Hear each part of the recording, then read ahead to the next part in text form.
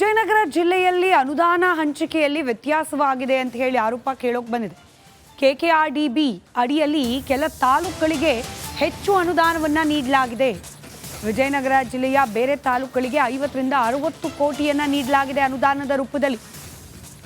ಆದರೆ ಯಾಕೋ ವಿಜಯನಗರ ತಾಲೂಕಿಗೆ ಕೇವಲ 22 ಕೋಟಿ ಕೊಟ್ಬಿಟ್ಟಿದ್ದಾರೆ.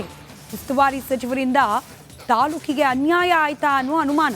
ಕಾಂಗ್ರೆಸ್ ಸರ್ಕಾರದ ವಿರುದ್ಧ ಕಾಂಗ್ರೆಸ್ ಶಾಸಕರೇ ಇದೀಗ ಗರಂ ಆಗಿದ್ದಾರೆ. ರಾಜ್ಯ ಸರ್ಕಾರದ ಕಡೆ ಬೊಟ್ಟು ಮಾಡ್ತಾ ಇದ್ದಾರೆ ಗವಿಯಪ್ಪ ಅವರು. ಬೇರೆ ತಾಲೂಕುಗಳಿಗೆ ಕೊಡ್ಲಿಕ್ಕೆ ದುಡ್ಡಿದೆ, ನಮ್ಮ ತಾಲೂಕಿಗೆ ಯಾಕ್ರಿ ಇಲ್ಲ, ಯಾಕೆ ಕಡಿಮೆ, ಇದರಲ್ಲಿ ಉಸ್ತುವಾರಿ ಸಚಿವರ ಏನಾದರೂ ಗೋಲ್ಮಾಲ್ ಇದೆಯಾ ಅನ್ನೋ ರೀತಿಯಲ್ಲಿದೆ ಗವಿಯಪ್ಪ ಅವರ ಮಾತು. ಅವ್ರಿಗೆ ಎಲ್ಲ ಇಲಾಖೆ ಹೊಸ ಜಿಲ್ಲೆ ಆಗಿರೋದ್ರಿಂದ ಎಲ್ಲ ಇಲಾಖೆಗಳಿಗೆ ಅವ್ರಿಗೆ ಇನ್ಫ್ರಾಸ್ಟ್ರಕ್ಚರು, ಅವ್ರ ಆಫೀಸ್ಗಳು ಕಟ್ಕೊಡ್ಲಿಕ್ಕೆ ಅನುದಾನ ಬೇಕಾಗುತ್ತೆ. ಹೀಗೆ ನಾನಾ ರೀತಿಯಲ್ಲಿ ನಮ್ಮ ಜಿಲ್ಲೆ ಆದಮೇಲೆ ನಮಗೆ ಒಂದು ಫಂಡ್ ಫೆಸಿಲಿಟಿ ನನಗೋಸ್ಕರ ಕೇಳ್ತಾ ಇಲ್ಲ. ಇವತ್ತು ಬೇರೆ ಕ್ಷೇತ್ರಕ್ಕೆ ವರ್ಷಕ್ಕೆ 60, 70, 80 ಕೋಟಿ ಸಿಗ್ತಾ ಇದೆ. ನನಗೆ ಬರೀ ಒಂದು 10 ಕೋಟಿ ಸಿಗ್ತಾ ಇದೆ. 23, 24ಕ್ಕೆ ನನಗೆ ಸಿಕ್ಕಿರೋದೇ 22 ಕೋಟಿ. ಅದರಲ್ಲಿ 10 ಕೋಟಿ ಬರೀ ಆಸ್ಪತ್ರೆಗೆ, ಈ ರೋಡಿಗೆ, ಇವಕ್ಕೆ ಹೋಗ್ಯಾವ. 24, 25ನಲ್ಲಿ ನನಗೆ ಸಿಕ್ಕಿರೋದು 25 ಕೋಟಿ. ಅದು ಕೂಡ ಜಿಲ್ಲಾ ಆಸ್ಪತ್ರೆ ಕಟ್ಟಲಿಕ್ಕೆ, ಅದು 250 ಬೆಡ್ನಿಂದ 400 ಬೆಡ್ಡು ಮತ್ತು ಇವೆಲ್ಲ ಮಾಡಲಿಕ್ಕೆ ಅದಕ್ಕೆಲ್ಲ ಹೋಗಿತ್ತು.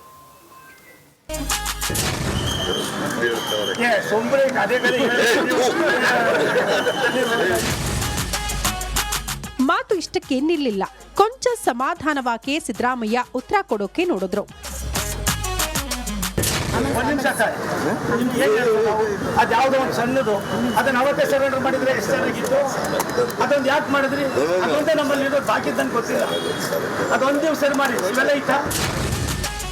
ಇನ್ನು ಸಂಸದ ಸೋಮಣ್ಣ ಅಲ್ಲಿಗೆ ಸುಮ್ಮನಾಗ್ಲಿಲ್ಲ. ಮೂಡಾ ಸೈಟ್ ಅನ್ನ ಅವತ್ತೇ ಯಾಕೆ ಸರೆಂಡರ್ ಮಾಡಲಿಲ್ಲ ಅಂತ ಪ್ರಶ್ನೆ ಮಾಡಿದ್ರು. ಆಗ ಸಿಎಂ ಕೊಂಚ ರಾಂಗ್ ಆದ್ರು. ನೀವೇ ಮಾಡಿ ತಪ್ಪು. ಔಷಧ ಯಾಕೆ ಹೇಳಿದ್ರಿ? ಇಷ್ಟು ಕೋಟಿ ಅಲ್ಲ ಅಷ್ಟು ಕೋಟಿ ಅಂತ ನೀವು ನಾವು ಹೇಳಿದ್ವು. ನೀವು ಹೇಳಕ್ಕೆ ನಾನೇನು ಔಷಧಿ ಏನೇನೋ ಮಾತಾಡ್ತೀನಿ ಅಲ್ಲಪ್ಪ. ನಾನು ಹೇಳೋದು ಏನು ಅಂತಂದ್ರೆ ಲ್ಯಾಂಡ್ ಆಕ್ಷನ್ ಆಕ್ಟ್ ಪ್ರಕಾರ ಲ್ಯಾಂಡ್ ಆಕ್ಷನ್ ಆಕ್ಟ್ ಪ್ರಕಾರ ಮಾಡಿಲ್ಲ. ಅವರು ಬರೀ 14 ಸೈಟ್ ಕೊಟ್ಟಿದ್ದಾರೆ, 14 ಸೈಟ್ ಕೊಟ್ಟಿದ್ದಾರೆ ಅಂತ ಹೇಳಿದ್ರು. ಸಿಎಂ ಮತ್ತು ಸೋಮಣ್ಣ ನಡುವಿನ ಈ ಮೂಡಾ ಸ್ಟೋರಿ ಕ್ಲೈಮ್ಯಾಕ್ಸ್ ಬಗ್ಗೆ ನಾವು ಹೇಳೋದಕ್ಕಿಂತ ನೀವೇ ನೋಡೋದೇ ಬೆಸ್ಟ್. ಬರೀ 14 ಸೈಟ್ ಕೊಟ್ಟಿದ್ದಾರೆ, 14 ಸೈಟ್ ಕೊಟ್ಟಿದ್ದಾರೆ ಅಂತ ಹೇಳಿದ್ರು. ಕೇಳಪ್ಪ ಇಲ್ಲಿ ನಾನು. Bureau report, Republic Kannada. Indirectly Siddaramaiah ಕೇಳ್ತಿದ್ದಾರೆ, ರಾಜ್ಯದ ತೆರಿಗೆ ಪಾಲನ್ನ ಕೇಂದ್ರದಿಂದ ಕೊಡಿಸೋ ಕೆಲಸ ಮಾಡಲಿ ಮೊದಲು ಮೈತ್ರಿ ನಾಯಕರು.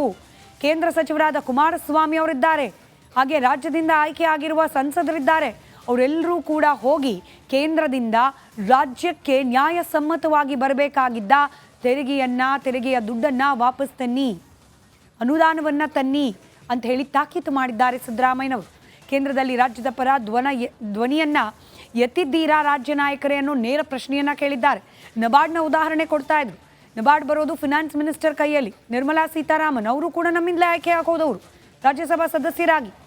ಆ ಅನುದಾನದಲ್ಲೂ ಕೂಡ ಭಾರಿ ಕಡಿತ ಆಗಿದೆ. ಇದನ್ನು ಯಾರು ಕೇಳೋರಿಲ್ವಾ?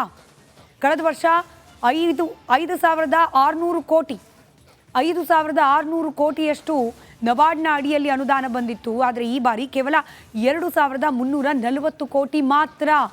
ಯಾಕೆ ಕಡಿಮೆ ಆಯಿತು ನಬಾರ್ಡ್ನಿಂದ ಬರುವ ಅನುದಾನ? ಅದನ್ನು ಯಾಕೆ ಪ್ರಶ್ನೆ ಮಾಡ್ತಿಲ್ಲ? 58% ಇಳಿಕೆಯಾಗಿದೆ ಅನುದಾನದ ಪ್ರಮಾಣ ನಬಾರ್ಡ್ ವಿಚಾರಕ್ಕೆ ಸಂಬಂಧಪಟ್ಟಂತೆ.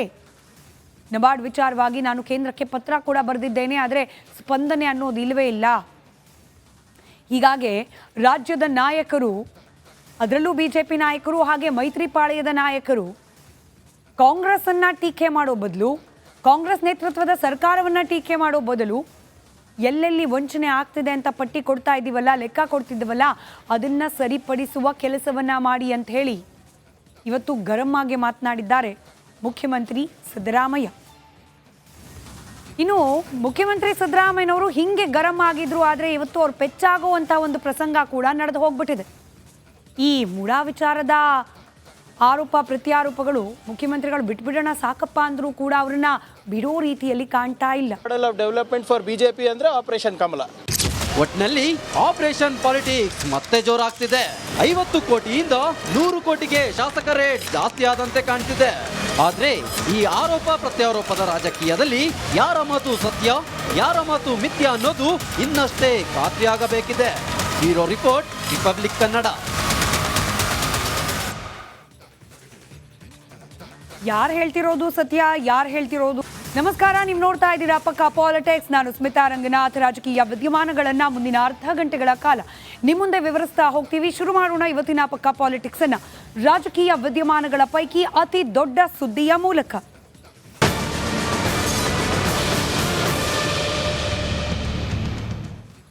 ರಾಜ್ಯದಲ್ಲಿ ಕಾಂಗ್ರೆಸ್ ಶಾಸಕರಿಗೆ ಡಿಮ್ಯಾಂಡ್ ಮೇಲೆ ಡಿಮ್ಯಾಂಡ್ ಕ್ರಿಯೇಟ್ ಆಗಿದೆಯಾ? 50 ಕೋಟಿ ಪ್ರತಿ ಶಾಸಕನಂತೆ ಡಿಮ್ಯಾಂಡ್ ಮಾಡಿ ಪಕ್ಷ ಬಿಟ್ಟು ಬರೋಕೆ ಆಫರ್ ನೀಡಲಾಗ್ತಾ ಇದೆಯಾ? ಹೀಗೊಂದು ಅನುಮಾನ ಕಳೆದ ವಾರದಲ್ಲಿ ಮುಖ್ಯಮಂತ್ರಿಗಳ ಬಾಯಲ್ಲೇ ಬಂದ ಮಾತುಗಳಿಂದ ಹುಟ್ಕೊಂಡಿತ್ತು. ಇದೀಗ ಆ ಡಿಮ್ಯಾಂಡ್ನ ರೇಟ್ 50ರಿಂದ 100ಕ್ಕೆ ಏರಿಕೆ ಆಗಿದೆ. ರೂಪಾಯಿ ಎಲ್ಲ ಕೋಟಿ. 50, 100 ರೂಪಾಯಿ ಎಲ್ಲ ಬದಲಾಗಿ 50, 100 ಕೋಟಿ ರೂಪಾಯಿ ಲೆಕ್ಕಾಚಾರದಲ್ಲಿ ಕಾಂಗ್ರೆಸ್ನ ಶಾಸಕರನ್ನ ಖರೀದಿ ಮಾಡಲಿಕ್ಕೆ ಪ್ಲಾನಿಂಗ್ ನಡೀತಿದೆಯಾ ಅನ್ನೋ ಅನುಮಾನ. 50ರಿಂದ 100 ಕೋಟಿ ರೇಟಿಗೆ ಶಾಸಕರ ರೇಟ್ ಜಂಪ್ ಆಗಿದೆಯಾ? ಬಿಜೆಪಿ ಕಡೆಗೆ ಬೊಟ್ಟು ಮಾಡಿ ತೋರಿಸ್ತಾ ಇದ್ದಾರೆ ಕೈಪಾಳಿಯದ ನಾಯಕರು. ಹಾಗಾದ್ರೆ ನಿಜಕ್ಕೂ ಕಾಂಗ್ರೆಸ್ನ ಶಾಸಕರ ಜುಟ್ಟು ಯಾರ ಕೈಯಲ್ಲಿದೆ? 50, 100 ಕೋಟಿ ರೂಪಾಯಿ ಆಫರ್ ಬರ್ತಿದೆ ಅಂತ ಹೇಳಿ ಕಾಂಗ್ರೆಸ್ನ ಶಾಸಕರೇ ಹೇಳ್ತಿರೋ ಸಂದರ್ಭದಲ್ಲಿ, ಈ ಆಪರೇಷನ್ ಕಮಲದ ಪಾಲಿಟಿಕ್ಸ್ನ ಮಾತು ಜೋರಾಗಿರುವ ಸಂದರ್ಭದಲ್ಲಿ ಕಾಂಗ್ರೆಸ್ನ ಪಾಳಿಯದ ಒಳಗೆ ಚರ್ಚೆ ಆಗ್ತಿರುವ ವಿಚಾರ ದಿನದಿಂದ ದಿನಕ್ಕೆ ಹೆಚ್ಚಾಗ್ತಾ ಇರುವ ಶಾಸಕರ ರೇಟ್.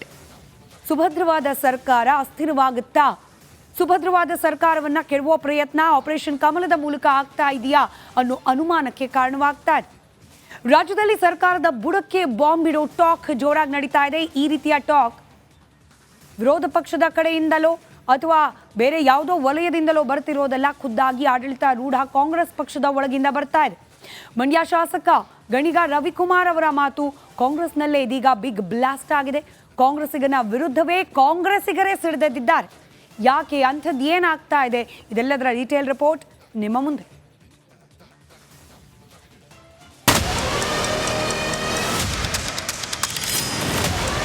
ಇತ್ತೀಚಿನ 100ಕ್ಕೆ ಬಂದಿದ್ದಾರೆ ಅವರು. ಅವ್ರಿಗೇನಂದ್ರೆ ಶತಾಯಗಟ್ಟೆ 50, 100 ಲೆಕ್ಕ ಇಲ್ಲ. ಯಾರ್ರೀ 100 ಕೋಟಿ 100 ಕೋಟಿ? ರವಿಕುಮಾರ್ ಮಾತಿಗೆ ಕಾಂಗ್ರೆಸ್ಸಿಗರಿಂದಲೇ ಚಾಟಿ. ಆಪರೇಷನ್ ಕಮಲದ ರೇಟ್ ಜಾಸ್ತಿ ಆಗ್ತಿದೆ ಅಂತೆ. ಕೋಟಿಗಳು ಲೆಕ್ಕಕ್ಕೆ ಇಲ್ಲ. ರಾಜ್ಯದಲ್ಲಿ ಕಾಂಗ್ರೆಸ್ ಸರ್ಕಾರ ಉರುಳಿಸಬೇಕು, ಬಿಜೆಪಿ ಸರ್ಕಾರ ರಚಿಸಬೇಕು ಅನ್ನೋದಷ್ಟೇ ಟಾರ್ಗೆಟ್. ಮಂಡ್ಯದ ಶಾಸಕ ಗಣಿಗ ರವಿಕುಮಾರ್ ಸಿಡಿಸಿದ ಈ ಬಾಂಬ್ ಪಾಲಿಟಿಕ್ಸ್ ನಲ್ಲಿ ಸಖತ್ ಚರ್ಚೆ ಆಗ್ತಿದೆ. ಇತ್ತೀಚಿನ 100ಕ್ಕೆ ಬಂದಿದ್ದಾರೆ ಅವರು. 50ಕ್ಕೆ ಬೀಳ್ತಾ ಇಲ್ಲ ಅಂತ ಗೊತ್ತಾಗಿ 100ಕ್ಕೆ ಬಂದಿದ್ದಾರೆ. ನಾನು ಕಳೆದ ಸ್ವಲ್ಪ ದಿನಕ್ಕೆ ಮುಂಚೆನೇ ಹೇಳಿದೆ 100ಕ್ಕೆ ಬಂದಿದ್ದಾರೆ. ಈಗ ಅವ್ರಿಗೇನಂದ್ರೆ ಶತಾಯಗಟ್ಟೆ 50, 100 ಲೆಕ್ಕ ಇಲ್ಲ, ಸರ್ಕಾರ ಮಾಡಿಬಿಡ್ಬೇಕು ಅನ್ನೋದು ಅವರ ಭಾವನೆ. ಇದು ಯಾವುದಕ್ಕೂ ನಮ್ಮ ಶಾಸಕರು ಬೀಳಲ್ಲ. ಇನ್ನು ಗಣಿಗ ರವಿಕುಮಾರ್ ಮಾತಿಗೆ ಕಾಂಗ್ರೆಸ್ ಶಾಸಕರೇ ಬೆಂಕಿ ಉಗುಳೋಕೆ ಶುರು ಮಾಡಿದ್ದಾರೆ. ಆ ನಾಯಕರು ಅದ್ಯಾಕೆ ಹಾಗಂದ್ರೋ ಗೊತ್ತಿಲ್ಲ, ನಮಗೆ ಯಾವ ಆಫರ್ ಕೂಡ ಬಂದಿಲ್ಲ, ನಾವೆಲ್ಲೂ ಹೋಗಲ್ಲ ಅಂತ ಹೇಳಿದ್ದಾರೆ. ನನಗದು ಮಾಹಿತಿ ಇಲ್ಲ. ಹಾಗಾಗಿ ನನ್ನ ವಿಷಯದಲ್ಲಿ ಯಾಕೆ ಆ ಥರ ಹೇಳಿದ್ರು, ನನ್ನ ಹೆಸರು ಯಾಕಿದ್ರಲ್ಲಿ ಬಂತು ನನಗೆ ಗೊತ್ತಿಲ್ಲ. ನನ್ನನ್ನು ಯಾರೂ ಆ ರೀತಿ ಸಂಪರ್ಕ ಮಾಡಿಲ್ಲ. ನಮಗೆ ಯಾವುದೇ ದುಡ್ಡಿನ ಆಮಿಷ ಬಂದಿಲ್ಲ. ಆ್ಯಸ್ ಪರ್ ಅವ್ರು ಹುಟ್ಟಿದವ್ರಿಗೆ ಅವ್ರು ಬಂದಿದ್ದು ನನಗೆ ಐಡಿಯಾ ಇಲ್ಲ. ಮತ್ತು ದುಡ್ಡಿಗೆ ಆಮಿಷಕ್ಕೆ ಒಳಪಟ್ಟು ಹೋಗುವಂಥ ವ್ಯಕ್ತಿನೂ ಅಲ್ಲ. ರಾಜ್ಯದಲ್ಲಿ ಆಪರೇಷನ್ ಕಮಲ ಇವತ್ತು ನಿನ್ನೆ ಆಟವಲ್ಲ, ಅದು ಸರ್ಕಾರ ರಚನೆ ಆಗಿರೋ ಮೊದಲ ದಿನದಿಂದಲೂ ಶುರುವಾಗಿದೆ ಅಂತ ಕಾಂಗ್ರೆಸ್ ಹಿರಿಯ ನಾಯಕರು ಆರೋಪಿಸಿದ್ದಾರೆ. ಈ ಸಾರಿ ಹೇಗಾದರೂ ಮಾಡಿ ಸಿದ್ದರಾಮಯ್ಯ ಸರ್ಕಾರ ಕಿತ್ತಾಕ್ಬೇಕು ಅಂತೇಳಿ 50,000 ರೂಪಾಯಿಗಳನ್ನು ಒಬ್ಬೊಬ್ಬ 50 ಕೋಟಿ ರೂಪಾಯಿಗಳನ್ನು ಒಬ್ಬೊಬ್ಬ MLAಗೆ ಆಫರ್ ಮಾಡೋದು. 50 ಕೋಟಿ, 50 ಜನ MLAಗಳಿಗೆ 50 ಕೋಟಿ ಕೊಡ್ತೀವಿ ಅಂತ. ಎಲ್ಲಿಂದ ಬರ್ತದೆ ಈ ದುಡ್ಡು? ಯಡಿಯೂರಪ್ಪ ಟ್ವೀಟ್ ಮಾಡಿದ್ದ ಬಸವರಾಜ ಬೊಮ್ಮಾಯಿ ಪ್ರಿಂಟ್ ಮಾಡಿದ್ರ, ಅಶೋಕ ಪ್ರಿಂಟ್ ಮಾಡಿದ್ನ, ವಿಜಯೇಂದ್ರ ಪ್ರಿಂಟ್ ಮಾಡಿದ್ರ. ನೋಡಿ ಇವರೇ ಆಪರೇಷನ್ ಕಮಲ ಉದ್ಭವ ಆಗಿದೆ ಎಲ್ಲಿ? ಇಡೀ ರಾಷ್ಟ್ರದಲ್ಲಿ ಇಲ್ಲೇ ತಾನೆ. ಯಾವತ್ತಾನ BJP ಅವರು ಸ್ವಂತ ಬಲದಲ್ಲಿ ಕರ್ನಾಟಕದಲ್ಲಿ ಅಧಿಕಾರಕ್ಕೆ ಬಂದಿದ್ದಾರಾ? ಇತಿಹಾಸ ತೆಗೆದು ನೋಡಿ. ಯಾವಾಗಲೂ ಸರ್ಕಾರವನ್ನು ಶಾಸಕರನ್ನು ಖರೀದಿ ಮಾಡಿರೋದಲ್ವಾ? ಇದ್ರ ಇತಿಹಾಸ ಇದೆ. ಇದೇ ಇತಿಹಾಸವನ್ನು ಎಲ್ಲ ಕಡೆ ನಿಮ್ಮ ಮಹಾರಾಷ್ಟ್ರದಲ್ಲಿ ತೊಗೊಂಡೋದ್ರು, ಅಸ್ಸಾಂನಲ್ಲಿ ತೊಗೊಂಡೋದ್ರು, ಮಧ್ಯಪ್ರದೇಶದಲ್ಲಿ ತೊಗೊಂಡೋದ್ರು, ಗುಜರಾತ್ನಲ್ಲಿ ತೊಗೊಂಡೋದ್ರು. Karnataka model of development for BJP ಅಂದರೆ ಆಪರೇಷನ್ ಕಮಲ. ಒಟ್ನಲ್ಲಿ ಆಪರೇಷನ್ ಪಾಲಿಟಿಕ್ಸ್ ಮತ್ತೆ ಜೋರಾಗ್ತಿದೆ. 50 ಕೋಟಿಯಿಂದ 100 ಕೋಟಿಗೆ ಶಾಸಕ ರೇಟ್ ಜಾಸ್ತಿ ಆದಂತೆ ಕಾಣ್ತಿದೆ. ಆದ್ರೆ ಈ ಆರೋಪ ಪ್ರತ್ಯಾರೋಪದ ರಾಜಕೀಯದಲ್ಲಿ ಯಾರ ಮಾತು ಸತ್ಯ, ಯಾರ ಮಾತು ಮಿಥ್ಯ ಅನ್ನೋದು ಇನ್ನಷ್ಟೇ ಖಾತ್ರಿಯಾಗಬೇಕಿದೆ. Bureau report, Republic Kannada. ಯಾರು ಹೇಳ್ತಿರೋದು ಸತ್ಯ, ಯಾರು ಹೇಳ್ತಿರೋದು